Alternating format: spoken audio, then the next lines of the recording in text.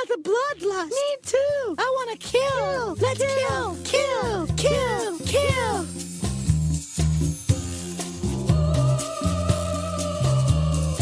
Hello, listeners, and welcome to The Bloodlust. This is your go-to podcast for classy brats talking horror since 2014. This is episode 296 of the program. Tonight we are talking about Together, a body horror movie starring Dave Franco and Alison Brie. My name's Amy, I'm your fearless leader, joined as always by my lovely and talented co-host Kay. Hi. Hello. Hello. Happy Valentine's Day, listeners. This is coming out just a couple days after Valentine's Day. I hope you had a nice day. We went to a seafood place. Yeah. Met a couple older couples that... They were pretty much obsessed with us. They were. It was very cute, but they gave us our seat at the bar, and that was nice because there was no chance of us getting a table. Not that I wanted a table anyways. I like sitting at the bar. Yeah. Meeting strangers. It was fun. Yeah. And really, I feel like all of the movies that we're going to talk about today can relate to Valentine's Day and love and romance in some way. Mm-hmm. So I'm excited to do a thematically linked episode for Valentine's Day. We just watched 3 rom-coms. Yeah. That's it. Mm-hmm. So first, as we are wont to do, we're going to get into our horror homework where I get Kay up to speed on the wide world of horror. This last time we were in Australia. Down under. Down under.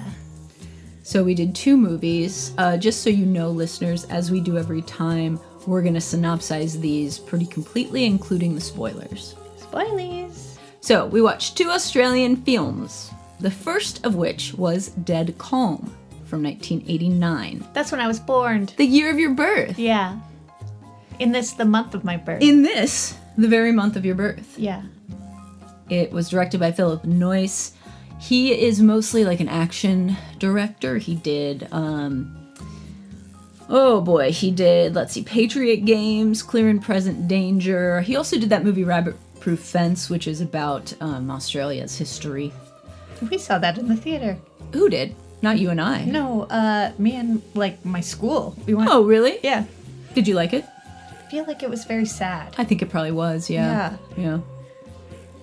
So Dead Calm is streaming on Canopy and Tubi currently. Kay, would you like to give us the synopsis of this film? I sure would. All right. Ray and her son are in the car on a stormy night. I almost forgot. And the tiny baby unclasps his car seat, distracting his mother and causing her to swerve into oncoming traffic.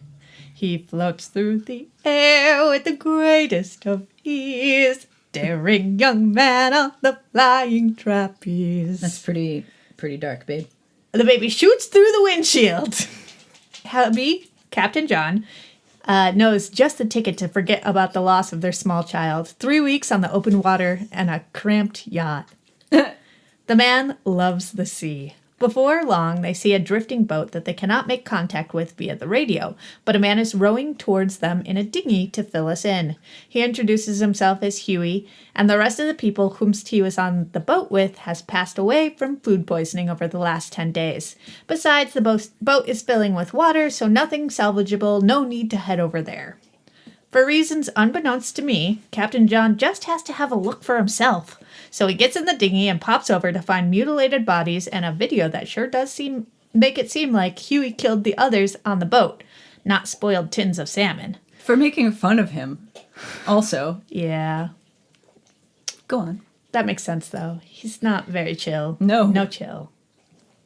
While Captain Detective is detectiving, Huey knocks out Ray and commandeers the yacht and leaves his ass on the broken boat. Captain John uses his 25 years of experience to pump the water out of the boat and hotwire the engine. Yay! But the water's already caused too much damage to the radio, and he can only click yes and no for answers to Ray. Is he okay? Yes. Is it sinking? Yes. How long does it have? About 6 hours. All right, so now we're at a racing clock and a setting sun. Ray decides to use her womanly ways to gain back control of the yacht. She almost gets the shotgun assembled, but the puppy comes up and gives her away, so she has to go back to the room and have sex with him. She spikes the lemonade with some sleeping pills. He drinks it, and she tries for the weapon again, but they both reach for the gun. Oh, yes. Go ahead. But the sedatives are kicking in, and he only manages to shoot the radio. Ray grabs the harpoon and locks herself in the bedroom and shoots when she sees the doorknob moving, but alas, it's the puppy, Ben, who has been taught to open the doors. R.I.P. the puppy, and -1/2 star for baby. That's right. Ray ties up Huey now that he's asleep from the drugs instead of shooting him. Bad idea, because he wakes up and gets free. She finally hits him in the shoulder with the harpoon and pushes him off onto an inflatable raft. Again, not great thinking. Let him sink, my darling. Yeah, just push him in the water. Meanwhile, on the other boat, the storm is causing more water to come in, and Captain John is trapped, breathing through a cockroach-infested pipe. And he knows he must make a move. He kicks through some soggy wood and sets what's left of the boat ablaze so Ray can find him. She does, and pulls him back on board. The next day all is right with the world, and he is washing her hair on deck. But halfway through, he leaves to retrieve the breakfast that he made, and a ragged Huey takes over with the pampering. John comes back up and sees what's going on and shoots Huey in the mouth with a flare, sending him sailing over the side. That was pretty good. The end. What'd you think, babe? I liked it. I don't think that I would have agreed to 3 weeks on the water in the first place, but she seems to know what's going on with the boat, knows how to work the radio, knows how to sail, so maybe she likes it. Fine. But I would be also pissed if my husband said, well, I'm just going to go check out that boat. For what? I'm going to leave you alone with this guy we don't know. For what? I mean, he was locked up at that time, but... Yeah, but we've got all the provisions we need. They're set with food. Like, probably why? Because he didn't trust him and he wanted confirmation that this guy was shady. So don't leave him on a boat with your wife. Right. Yeah. I think my biggest takeaway from this movie is how much these people go through. To open it with the dummy child flying out the windshield was very funny. And just the amount of suffering. It's neat to watch this because it's so old and Nicole Kidman, and it was made right before she blew up, because she made then the next year Days of Thunder with Tom Cruise, and that's kind of jump-started her career, and she has her old face in this, which is also fun to see. I think she's really good in it, the best one of the cast, for sure. You can tell that she's going to be the big star out of everybody there. That other guy was on Titanic. Yeah, another sinking boat movie where he plays an asshole. Yeah. Apparently, he's also in a third sinking boat movie where he plays an asshole. No! I swear. Typecast. Yeah. I think this is a good, pretty tight thriller with not a lot of, like, extra fat on it. Yeah. It's got a pretty short runtime. It's got a lot of action. How much can they do on the boat? Right. And I like that it's kind of one of those claustrophobic type movies with just a very small cast. Yeah, especially when he was starting to go under. Oh, that was good. I read something about that was interesting. So Philip Noyce directed this, but George Miller, the guy who made Mad Max and also Babe. Pig in the City? Both Babes. Ah. He also ended up directing the underwater scenes with Sam Neill on the boat, because there was some issue. I guess the shooting was kind of complicated. So he stepped in and directed those parts. That's nice. Yeah. Yeah. This movie does give me the ick a little bit, though. Sam Neill was 20 years older than Nicole Kidman when they filmed this. He was 39 and she was 19. Yeah. I know it's whatever, but there's also kind of the rape scene in this. They sort of try and eroticize it. Yeah. And that made me uncomfortable. They tried to film it for titillation, which I didn't really care for. I just assumed it was her trying to take advantage of him. It was, but I didn't like the way, like, the music was and stuff. Like, it bothered me a little bit. All right. I also, like you said, I didn't like that they killed the dog in that way, especially after telegraphing that the dog could open doors. Yeah. Because not only did we know it was coming, but... They should have It known. was a cheap shot, and she should have known, yes. She should have known it could have been a puppy. Yeah. So what do you give this out of 5? I'll give it a 4. I had a lot of fun. I'm going to probably give it a 3. Especially also because I feel like I didn't like the coda at the end. I don't Yeah. That's a thing that they do in thrillers and action movies, and I get it, and it's something that people come to expect, like false endings, but it was corny in this. Like, where was he? How'd he get back? Right? Yeah. So that's what I thought. Just one last shot. So, okay. Let's move on to The Loved Ones. Batshit. The Loved Ones is quite different. This one came out in 2009, so 20 years after. It's directed by Sean Byrne, who has since gone on to make The Devil's Candy, which we reviewed on this podcast. And he also made a movie that came out last year called Dangerous Animals that we did not do on the podcast, but I saw it. And it was pretty good. It was fun. I didn't love it, but out of those 3 movies, this one's my favorite of his. So, tell us about The Loved Ones, if you please. All right. Starting off with another car crash. High schooler Brent is driving and sees a bloody man in the middle of the road and swerves and hits a tree. He makes it, but kills Daddy-O. 6 months later, Lola Stone asks him to the formal dance, but he already has a girlfriend, so he's definitely going with her. Lola watches the 2 of them fuck in girlfriend Holly's car, and that's the last straw. She must have him. Mom tells Brent that he should take a cab home from the dance instead of driving with Holly. This sets him right off. Sure. Why? Because she's an inexperienced driver like me, Mom? Yes, that's exactly why. You were in a horrible crash 6 months ago, and it killed my husband. I don't think that's too much to ask. He gets all moody and takes his self-harm razor blade necklace and heads to the bridge to jump off. But instead of that, he gets clobbered in the head and wakes up bound in a chair. But that's not so bad because Lola, her father, and Bright Eyes have brought the dance to him. He uses his razor blade necklace to free himself and tries to run away. He escapes but gets caught and tied back up. To discourage him from running away again, they stab his feet to the floor. And he gets to see Lola's scrapbook. Wait, what? The bloody man from the night of the accident? Yep. Now that's you, buddy. Lola brands him with her initials and a heart via a fork. And then they literally throw salt on his wounds. That's right. Lola and Daddy are having themselves a dance because obviously Lola has been crowned the queen. Then it's time for the home lobotomy. Lola drills a burr hole into Brent's head and is about to pour in hot water to cook up the brain, but Brent escapes again. He uses one of the feet knives to stab Daddy and throw him into the kitchen pit containing other abductees. Starving, and probably lobotomized themselves, they start chowing down. Now you've really done it. Lola pushes Brent into the pit too. Lola then goes and smooshes a pillow over Bright Eye's face. Why not?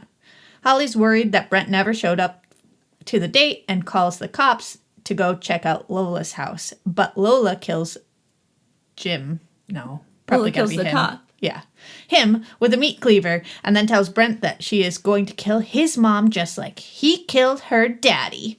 Brent stacks up the corpses and bones and climbs out of the kitchen pit, and he takes the cop's cruiser and finds Lola attacking Holly in the road. He runs over Lola and gets Holly into the car, but Lola pops up her head and he reverses over her. So slowly.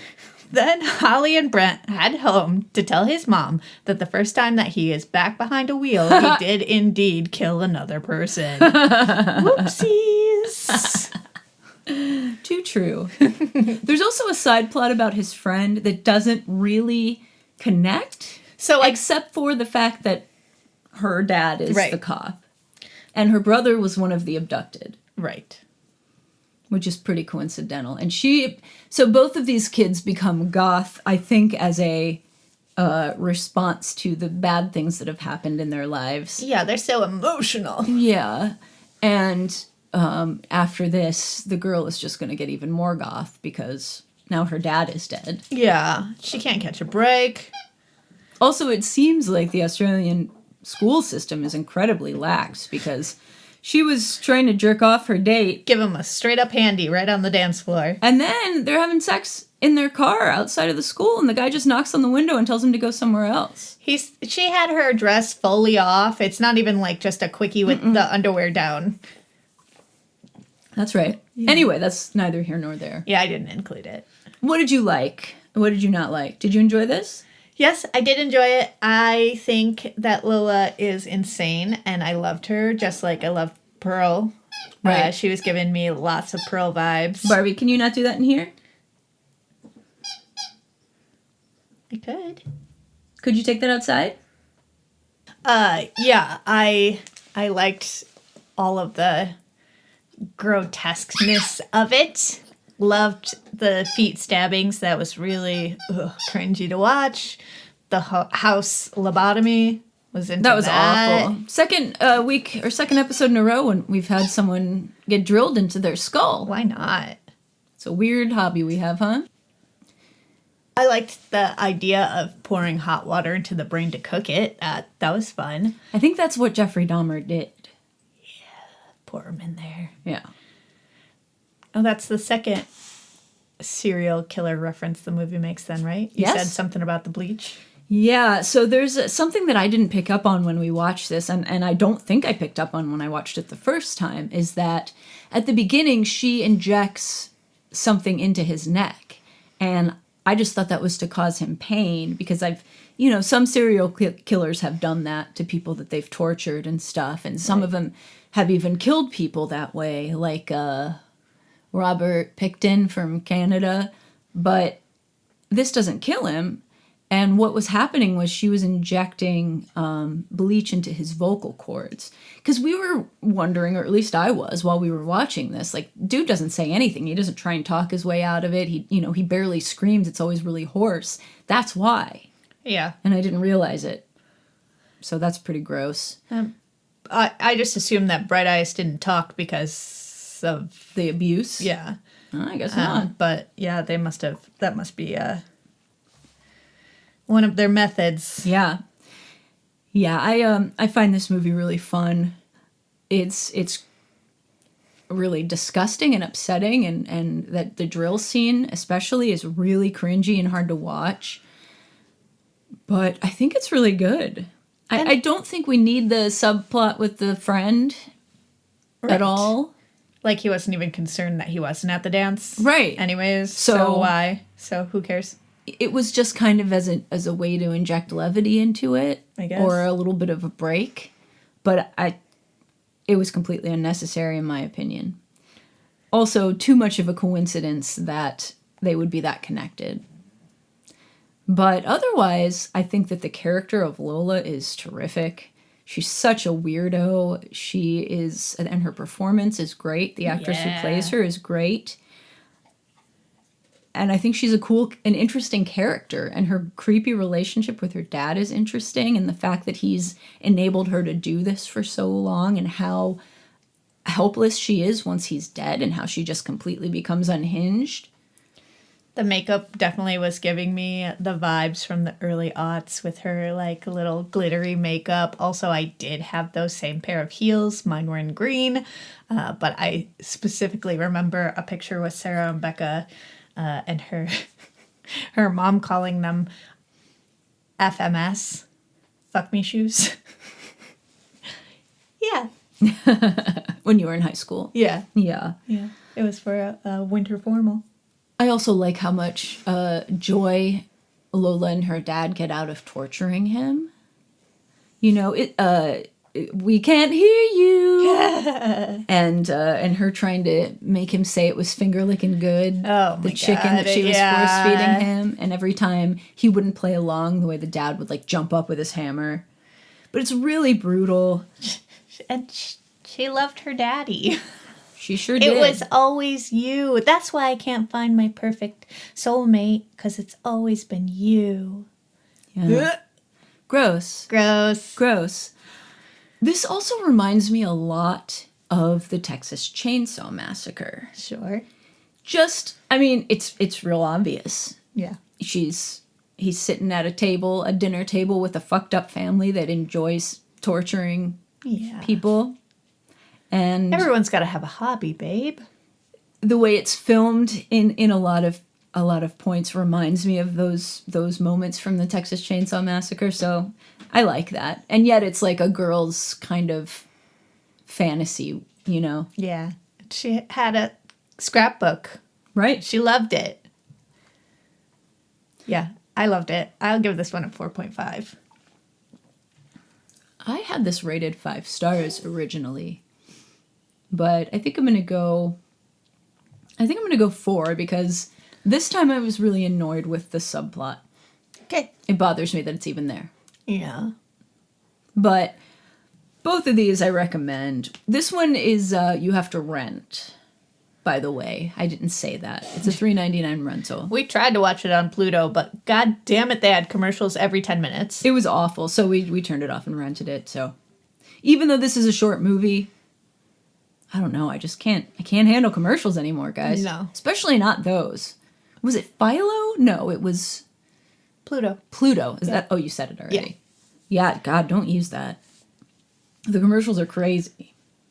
So that has been our horror homework for this episode. If you have seen these movies, I would love to hear what you thought of them. I still think this is the best of Sean Byrne's movies so far, which is kind of sad.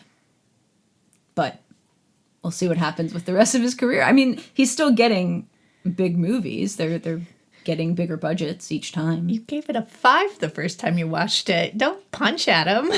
I'm not saying that. I'm saying The rest of his movies suck. they're not as good as this one.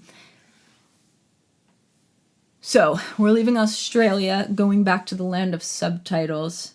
We're going to be watching 2 movies from France. Oh. Now, to be fair, Français? je suis une jeune fille. To be fair, we've already reviewed a couple of French movies as part of horror homework. Diabolique. Yeah. And what was the other one? Eyes Without a Face.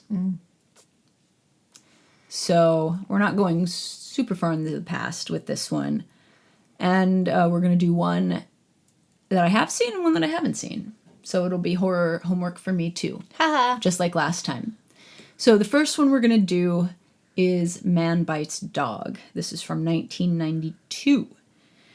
It was directed by, here I go trying to pronounce French names, Remy Belvaux, André Bonzel, and Benoit Poulvord. Nailed it. I don't know. 100%. This movie is on HBO and the Criterion Channel right now. This is a one of the earliest found footage faux documentary movies that I can think of. And the only one that I have ever, while watching it, wondered if it wasn't real. I was a little bit worried that it was real watching it. I'm excited. Yeah. The other one is called The Night Eats the World. It is a zombie movie. It's from 2018. It was directed by Dominique Rocher. It is currently on Tubi and Hoopla. If you don't want or don't have those, it's a 99-cent rental. Mm-hmm. So, Man Bites Dog I've seen. The Night Eats the World I have not. There's a few that I need to show you, but we've done them on the show already. Like Raw. I really need you to watch that at some point because I love it. You need it. I need it. I need That's it. right. Yeah. So that's what we're doing next time for horror homework. We'll talk about those in 2 weeks. And now, without further ado, let's talk about Together.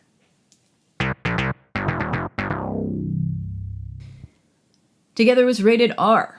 It has a runtime of 1 hour and 42 minutes. It was written and directed by Michael Shanks. This is his first feature. He's done some shorts prior to this. It stars Dave Franco and Alison Brie and Damon Herriman. It premiered at Sundance, January 25th of 2025. It was released in the US July 30th of 2025. On Rotten Tomatoes, it is 89% fresh with critics, 76% fresh with the audience, and currently it's streaming on Hulu. This movie is about a longtime couple named Tim and Millie. They move into the country, I think from New York to upstate, but I don't know for sure. Just the city, too. Coincidentally, to our horror homework, this was filmed in Australia. So wherever they actually were supposed to be set, that's where they were. So they go to the country so she can take this teaching job and he can have a change of pace, I guess. Before long... He could get his shit together. Right. So before long, the expected resentments and arguments start happening. But the problem is more about this cave that they're forced to spend the night in when they go for a hike that really causes the problems between the couple, because Tim drinks out of this water in this hole in the cave, and then he becomes powerfully physically drawn to Millie. And when their skin touches, they start to fuse. Yeah. With disgusting results.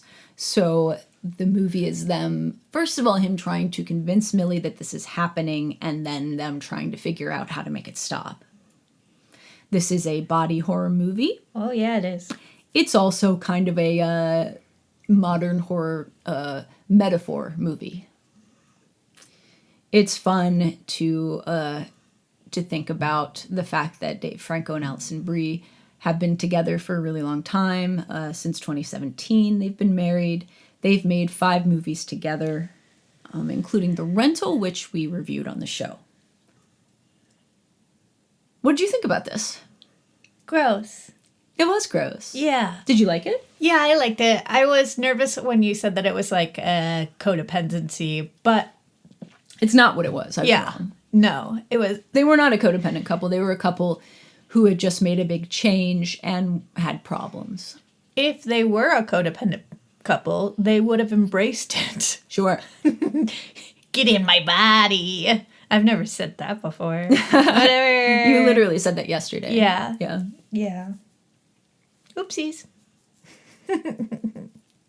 Did you think it was funny? Yeah. I liked it. I liked the amount of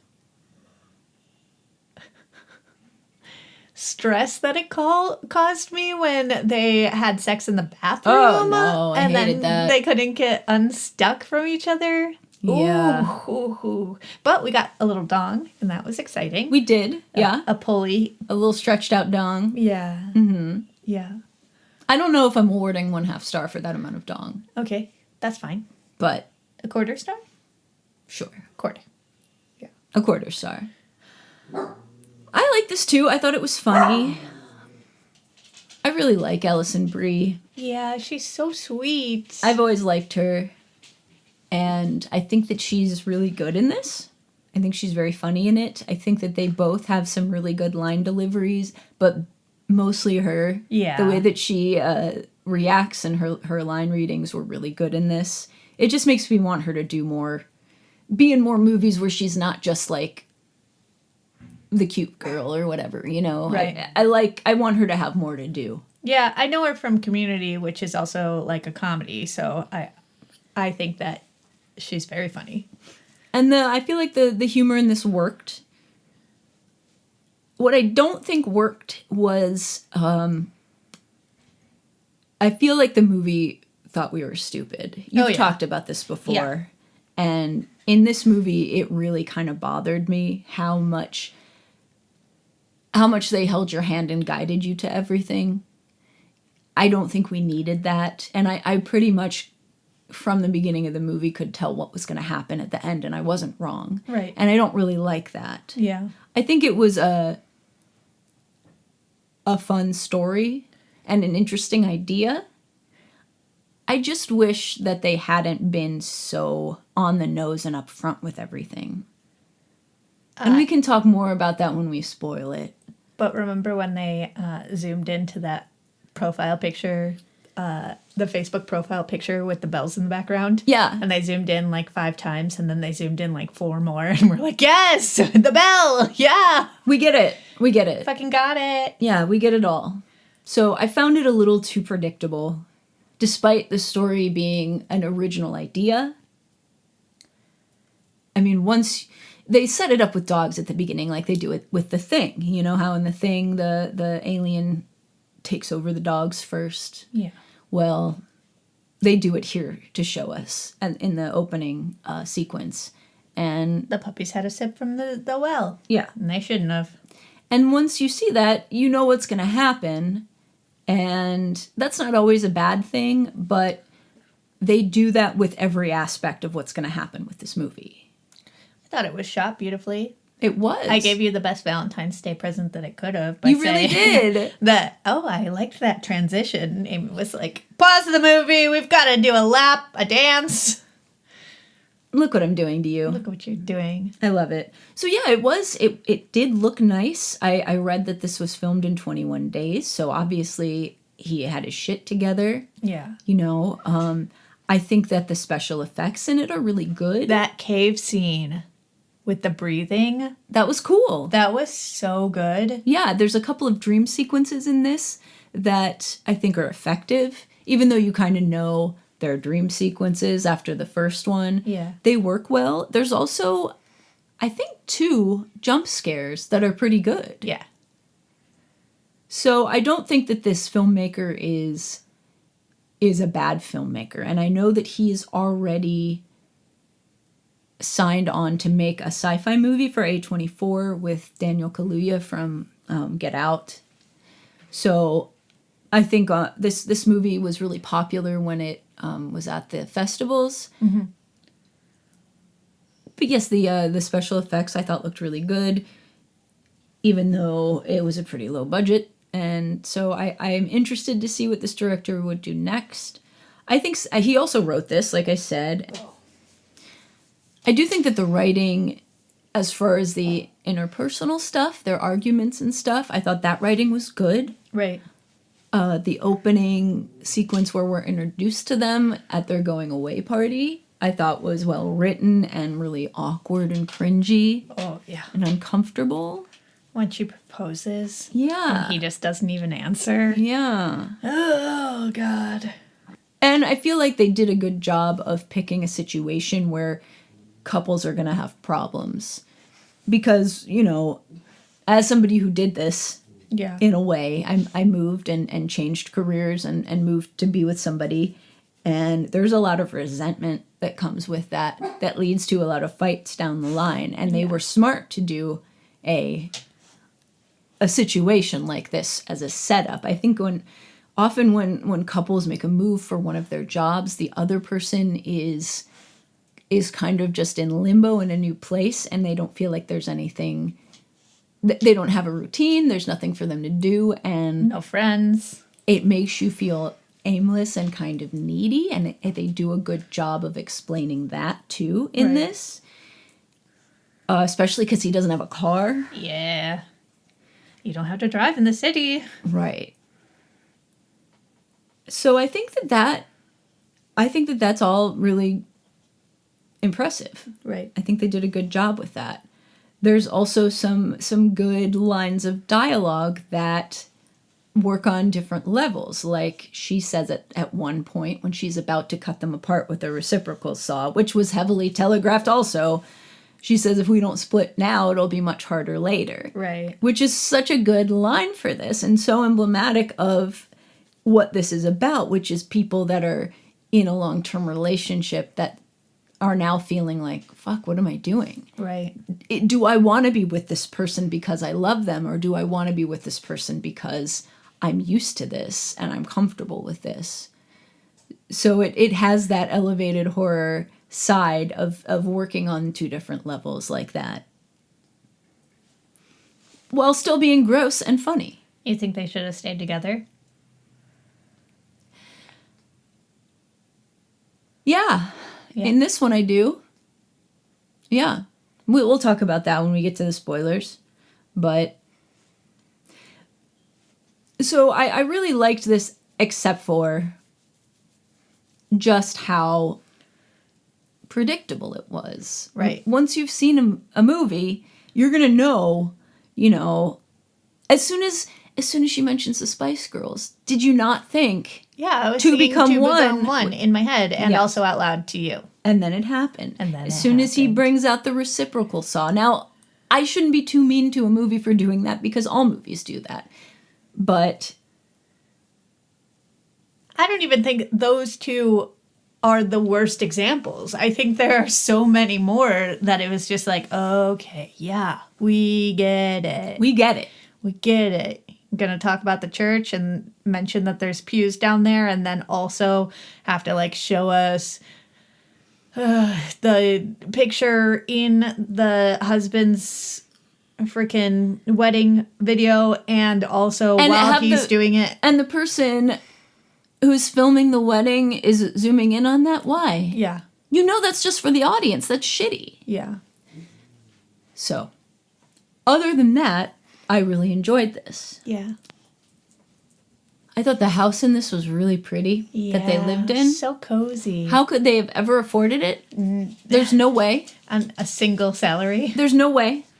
There's no way they could afford that place. No. Overall, I liked it. I was a little insulted by all of the very obvious plot points that we were able to predict, but the actors are really winning and likable, and the story itself was fun, so. I liked the teacher best friend. He was also very funny. She's protective of dry old bags because she is one. And then we find out that he's a homo. Right. And that's what I'm like, I love you. As soon as I saw him, I knew. Did you? Yeah. Well, very good gaydar. What was the other line that I liked that he said? Oh, the other exchange with the two of them when he was asking about the relationship. And he was like, have you ever explored or something? And she was like, our relationship? No, around the neighborhood. Anyway. I would give this a 3.5. Yeah. You too? 3 and 3/4 because of the dog. Oh, for the partial. Yeah. So 3 3/4 stars for this one from each of us. And it's only on Hulu now, and I don't feel like it's overly long or anything, so I think you could spend your time in worse ways. Yeah. And I don't despite think this, I'm sorry, go ahead. No, I'm sorry. No, it's me who's sorry. I don't think that I need to see it again once you figure out what's happening. No. Whatever. But No, it's not something like that, really. But it was cool. Yeah, I agree. So, why don't we get into some spoilers? Yeah. You know, something that I didn't pick up on beforehand was that she wasn't feeling that pull towards him. Like he was feeling... You didn't see that? I didn't pick up that it happened after she drank the water at his house. Right. No. You already got that. You're on your own, huh? Not me. Well, it just like... She was fine driving away, going to school, going to whatever. And he was the only one thrashing in the shower when she's making every turn in the car. I didn't connect that it was when she drank the water at coworker's house. Oh, okay. I just figured it got into her. It got into her somehow. Maybe when they were having sex at the school or something. Could Bodily be. fluids. Yeah. I don't know. So what happens is, and it was pretty easy to figure out, the teacher who had a partner, they were not together for a while, then they were together. He doesn't explain further than that. We also learn that, like Tim, is it Tim? Tim? Yeah. Like Tim says, it looks like a church has fallen into this hole. Yeah. So what we find out is that the church and the people who Jamie, the teacher friend, tells them about, when he tells them about this, they were part of a cult. Yay! Yeah. And he was a part of the cult too, Yeah, he was. which we find out. And as part of this cult, they have people who have like a commitment ceremony together, then go and they baptize them in this water in this cave and cut them and then tie them together, and they merge. And some of them merge into one person, and it's fine, and that's because they're soulmates. Yeah. And then some of them turn into horrible abominations that look like... the dogs or the creature down in the pit. Yeah. So that's what's happening. And we're led towards all of this by the nose because there's bells everywhere with these symbols on them. And then the teacher has the bells. And then on the teacher's wedding video, there's bells. And then they go through the story of what? The Play-Doh. Yeah. Yeah. And then the teacher, of course, brings up the Play-Doh story of how people were four-legged and four-armed and you know, the one from Hedwig and the Angry Inch. I was going to say that I was so proud of you for not singing it and just saying it instead. Yeah. Which I could do for you guys, too, if you wanted. If you wanted. When the earth was still flat and clouds made of fire. All right, so it's a little too low for me, that song. I have to switch a bunch, and I can't do it. Yeah. But you probably are aware of that song, listeners. And if not, I think you should watch Hedwig and the Angry Inch because it's wonderful. It's wonderful. It's great. But all of that stuff led us to figuring out exactly what was going on. But you know what? It was a perfect Valentine's Day movie because they were soulmates. They were soulmates. And what they find at the end is, we can't really fight this. He tries to kill himself to get her off the hook. But she was already Cut dying from what Jamie did to her. Right. So she was about to bleed out, and he lets their bodies merge, which saves her. The only way to stop the bleeding was to cover it with his hand and start the merging process. So then they decide, I think I actually do really love you. I think you actually are the one. And then they merge into one person. And then that's how non-binary people are born. That's right. Yeah. Yeah, because her parents were coming for breakfast. And when they show up, the person who opens the door is an amalgamation of the two of them. Yeah. Which they did. Very attractive. Which they did by, like, taking her face and superimposing his eyebrows and then, like... dropping her voice a little. Also overlaying, like, they did it with, what do you call that? Compositing. They put it together, like, his face and her face, and which is cute. So I think all of these movies, listeners, have to do with romance in one way or another. And the last one of the three has a nice happy ending. Yeah. I don't know how they're going to explain it to her family or how she's going to go back to work. I did say as soon as the movie ended that I felt very much like a Republican because the whole time after they merged, I was like, let me see the genitalia. Let me see it. I need to know. Just want to know. Sorry. So if we could merge. Yeah, 100%. For sure. But would you do it? Well, then we'd only have one income. Yeah, but there'd only be one of us to do chores. Everything would take twice as long. I think you're thinking of all of the negative things. But, like, what if we could read each other's mind and feel each other's feelings? That'd be so cool. Okay, so do you think that the pink-haired hiker... Right. Do you think that they did not merge correctly because the guy killed himself with the knife and stopped the process, and now she's just carrying around a dead guy? It looked like, because listeners, if you don't plan on watching this and just listen to what it would be kind of confusing. Tim learns about hikers that go missing from the exact same spot that they were at. And he then sees them once he falls into the pit. And you see, because she had, like, dyed pink hair. And you see a merged person where it sure looks like one of the two of them is dead. Right. But they're still together. I don't know. Weren't there more of them, or were they the only one? I don't know. And also, why didn't he put her out of her misery? He took the knife. Probably because he was scared. Yeah. Do you think they got out using that bungee cord? Yeah, if you're going to climb down into a pit with monsters, don't leave the rope. Yeah, Pull that after rope you up. get out, You idiots. leave them down there. Yeah.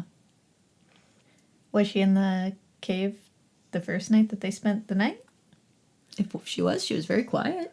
Yeah. Or if they were, Yeah. they. I can't with these pronouns. It'd be cool if everyone started doing this, and then we'd all just be... Everyone's a they. Yeah. Yeah. And then people wouldn't have to worry about the singular versus plural, because it would be a plural. Yeah. It would be fun to watch this and then watch Hedwig, or watch Hedwig and then watch this. That's fun. Well, it sounds like I know what we're doing for the rest of the day. No, I gotta watch Drag Race, otherwise I can't be on the internet. Yeah. What have you been reading? Anything good? Nothing horror. Nothing horror. You read that Anne Marie MacDonald book I told you about. Not horror. Right. Well, not the one you told me about. No, you read another book by her. Right. Yeah. I mean, there was a child murder, but it wasn't based around that, really. Okay. I did also read Don't Believe It What's that? by Charlie Donnelly. And was it good? Yeah, it was like, there's this girl who is on vacation and her boyfriend comes up missing. They're there for a wedding. Okay. Or comes up dead. And Oh. so she's been in prison for 10 years because she got They accused. Caught her. Yeah. Or prosecuted her. And then one of the people that she went to college with is like this documentary like person. And so she does a real-time documentary about it. And she's figuring out things as the viewers are doing it. It becomes hugely popular. They get her off. But did she really do it? But now the lady's like, oh shit, I just... Oops. let someone out of prison that was a murderer. Dun, dun, dun, dun. But Sounds pretty good. Yeah, it was very good. Forgot about that one. I haven't been reading anything. I tried to get the book back that I was reading, but I'm back in the hold queue now. Right. Even at the library and not just the digital copies. So I started reading I'm about to start reading Song of Solomon by Toni Morrison, which I haven't read before. And I had a copy, so I figured that's what I'm reading. So what's gonna happen? I also saw The Secret Agent, which is one of the Oscar nominees for foreign film this year, and that was very good. A really interesting mystery with a ton of characters that were really hard to keep track of. Oh no! Did they all look similar? And a little bit of surrealism. Not really. There was just That's so many people in this movie. It was like a Robert Altman movie that way, where there's just like 85 characters. So it was hard for me to keep track. But it was really good, and I recommend that if you haven't seen it, but it's not horror. It's kind of a mystery. For our next movie, on February 27th, Scream 7 opens in theaters. On February 28th, we will be seeing it, and on February 29th, we will probably record our episode on it, and then... Or no, there's not a February 29th, so probably you're going to have it by March 2nd. Anyways, and then February 30th. That's right. So, Scream 7. Hopefully it's good. How many of the other ones should we watch?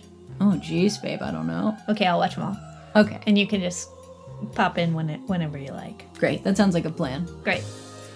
Also, listeners, our 300th episode is coming up. This was 296, so we only have a few more.